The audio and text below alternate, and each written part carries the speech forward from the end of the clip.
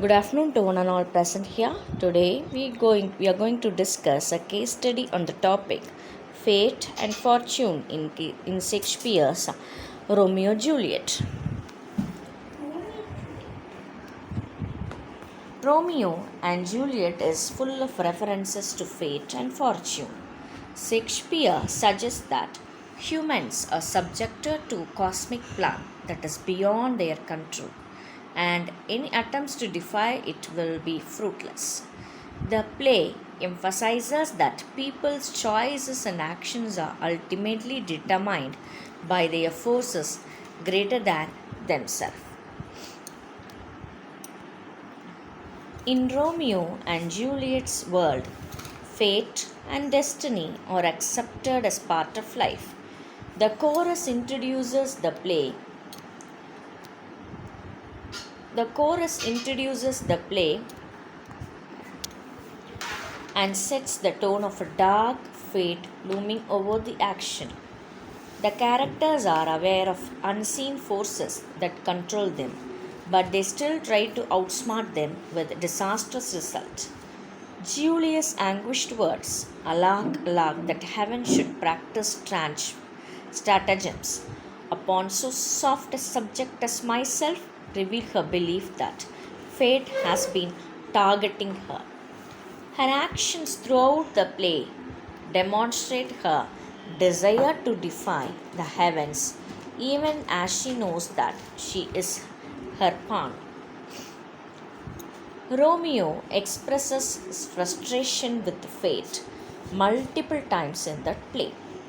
After killing Tybalt, he cries, "Oh, I am fortune's fool," lamenting this part in what seems to him like a predetermined path. When learning of Juliet's death, he shouts that he will deny the stars, defying their control over his life. Shakespeare used these expressions to show Romeo's understanding of his lack of autonomy in the face of fate. After killing Tybalt, Romeo realizes that he has been a fool to succumb to fate's demand. When he learns of Juliet's death, he tries to deny it in hopes of reversing what the stars have ordained. Even so, despite his knowledge of his lack of control, Romeo still plans to investigate the truth of his servant Balthazar's news, demonstrating that he still hopes to overcome fate. Shakespeare's view of fate is a dark one. Whether or not Shakespeare himself thought fate was all powerful, his plays hint that attempting to go against one's fate can be disastrous.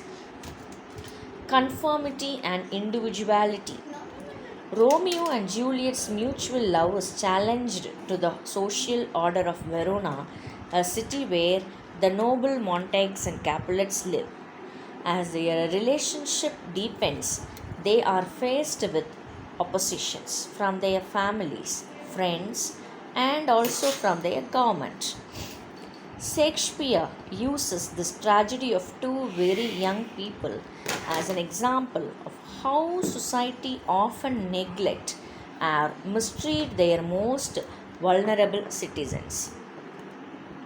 Shakespeare's England and Europe more broadly was deeply unequal society. In Romeo and Juliet, set in Italy during the High Middle Ages, the majority of people were peasants, while few noble families enjoyed luxury.